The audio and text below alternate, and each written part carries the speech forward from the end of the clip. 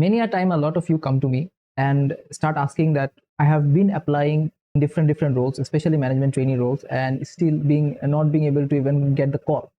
So what is it that I'm doing wrong? So today I will give you 3 tips that will increase the probability of getting your CV shortlisted. So in my last couple of videos, I was talking about the management trainee assessment process, and the first process that comes is CV shortlisting. So today I will tell you that how you can really increase your probability of CV getting shortlisted. And the first tip is ensure minimum requirement. So what is minimum requirement? So if you read the JD of any management trainee role, you will see there is a minimum requirement. One of which is very important is especially the years of experience.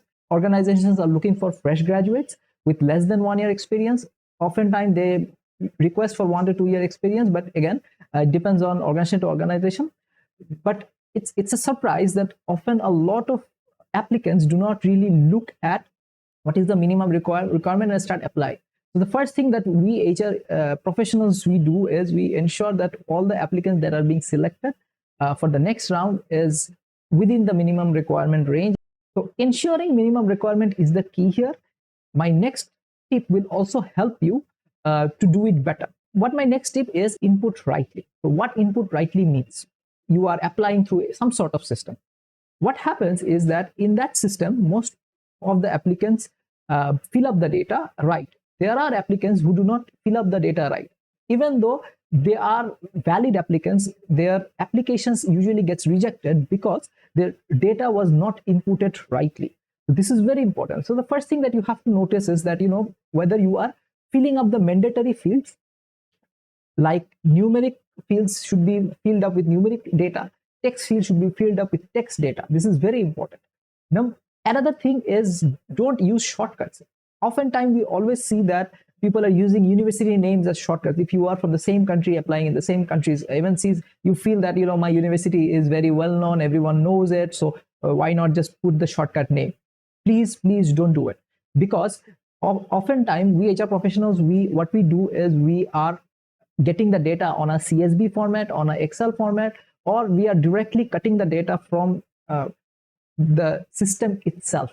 So what happens if you're using the shortcuts? Oftentimes you are not coming into the radar because you are using a university name which is invalid. So this is very important that you use the university name and these sort of things which require the full text. Please use the full text.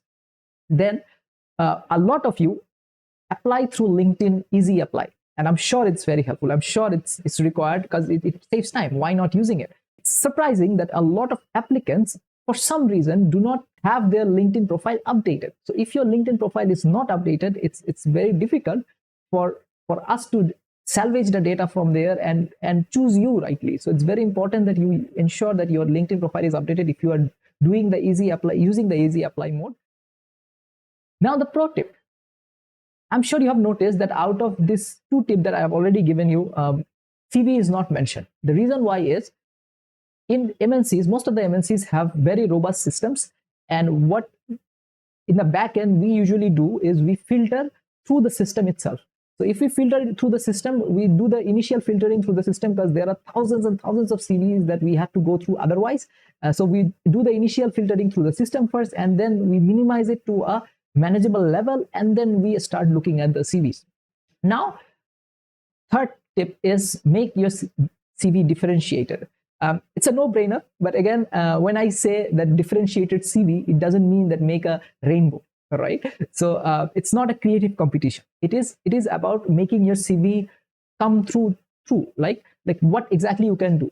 Say for an example, in JD, the important things are already mentioned. So what's important in your CV that highlights yourself, highlight them better in the CV. So in a way, so that it's very noticeable, it's easy to read and easy to understand for the person who is really reviewing your CV, so that they can take you for the next round.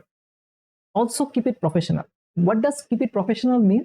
It's like, in one CV you have like multiple fonts going on. Then it becomes really difficult for individual who is reviewing the CV is like, understanding how logical your thinking process is.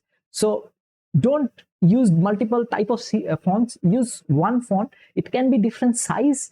However, can be bold, italic, and different sort of model you can use to make it highlighted. However, don't use multiple type of fonts, not too many fonts, maybe one or two depending on the CV that you are trying to go for. Again, email is something that we usually look at. It's a secret that we usually look at whether you are a professional or not, because at sometimes we come across email is like 007@gmail.com. So again, if you are coming across with those sort of CVs, please do change it, because it will definitely increase the chance of you getting shortlisted more.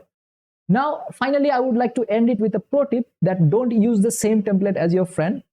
So usually when we are doing it with same university and we find your CV and your friend's CV and your friend's CV is in the same template, then it's very difficult for us to understand which is a bit differentiated. So be more creative, be more interesting, because this is the only thing that we can look and we can try to understand you, so that it is easier for us to even choose the right fit for the role.